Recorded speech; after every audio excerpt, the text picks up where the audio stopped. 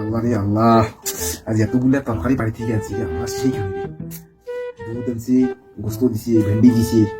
আল্লাহ রে আল্লাহ, এতদিন থেকে মেসে রেখলিয়া ডাল ভর্তা খাইতে খাইতে জীবনটা শেষ। বাড়ি থেকে তরকারিটা আনলুম, আর মনে হয় পেটটা ভরবি, পেটটা ভরবি, এটা নিশ্চিত পেটটা শান্তি মতন খাবি রে। ও এত স্বাদ, এত সেনো বাবা, আজ তো খাওয়ার দরজাটা কোথায় রাখি দিয়েছ। ইস একাই খেয়ে ফেলাম। A few moments later.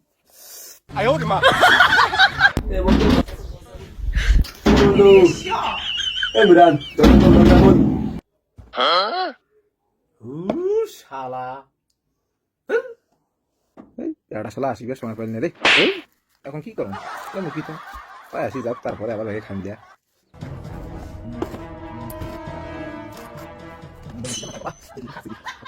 বন্ধু দরজা খুলতে সময় লাগে। কি আর করিস বন্ধু, ওই ধীরে ধীরে খোলানো আর কি। আচ্ছা আচ্ছা।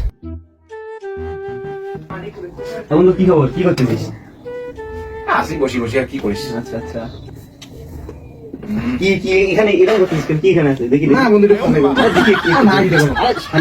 নাই রে। আরে ওরে আল্লাহ, বন্ধু নাকি? আরে বন্ধু এগুলো কি? বন্ধু হলে দেখাই না রে। থো থো থো মানছি না, থো থো। আচ্ছা দেখো আগে তোর বাইরে খাবার দাবার দিছে নাকি দেখো আগে। আল্লাহ, বন্ধু তোর বাসাতে খাবার দিছে? বলে মন নয় তো বলে কার গেল বন্ধু? ওটা মানছি না। দেখেন না তো দিস তো, দেখেন না। না বন্ধু, এটা তো তোর বাসাতে খাবার, আমি তো শিওরটা তোর বাসাতে খাবার দিছি। না রে, মন নয় রে, বাসর বাড়ি বন্ধু না। আচ্ছা বন্ধু, তাহলে আমি খাচ্ছি।